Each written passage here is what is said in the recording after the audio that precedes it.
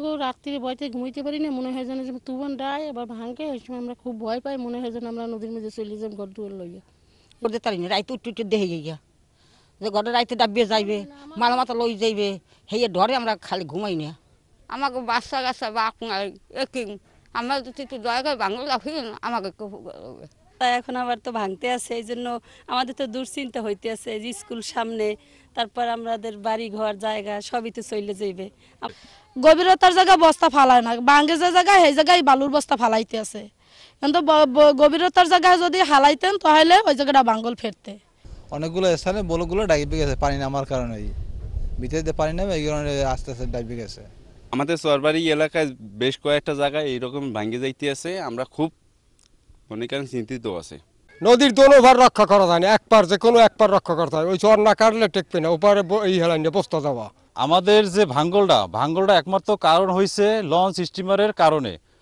ওই চরটা যদি না কাটে এই পানির চাপটা সব আমাদের এই নদীর এপারাই পড়ে, একদিনের মধ্যে সারিটা বিয়ে গেছে, একদিনের মধ্যে। এখানে যে 300 মিটার স্থান কাজ প্রয়োজন, তার ভিতরে 200 মিটার স্থানে একটি দরপত্র আহ্বান হয়েছে এবং সেটা অতি শীঘ্রই আমরা ঠিকাদারকে নিয়োগ করে এখানে কাজটি বাস্তবায়ন করব। সার্বিকভাবে আমরা প্রকল্পটাকে মনিটরিং করতেছি।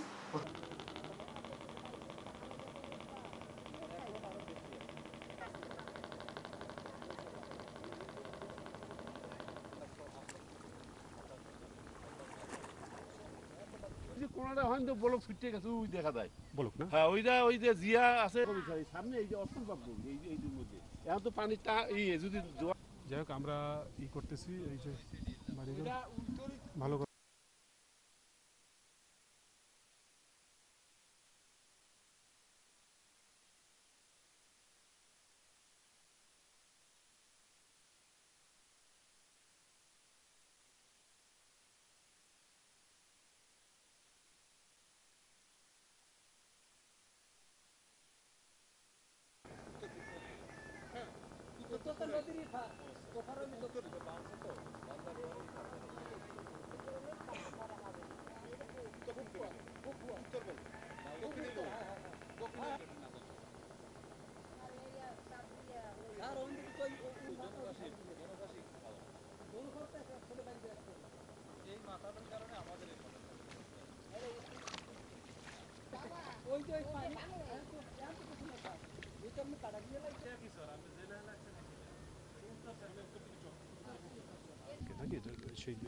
কখন এই যে ভাঙে বেশি রাত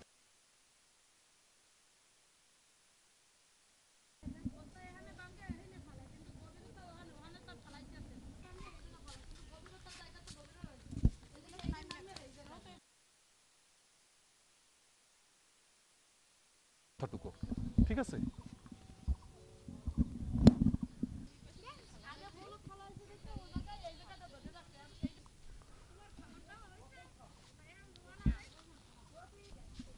এটা সব হিন্দু ধরতে পারেন, হিন্দু যে ভাঙনটা কিছু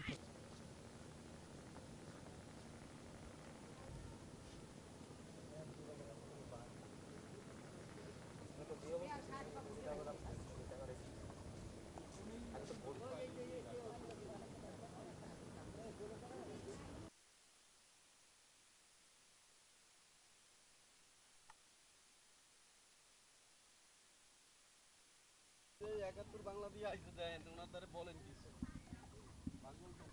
আসসালামু আলাইকুম। আপনি কইবেন না, আপনারা ওখানে থাকেন কা? এদিকে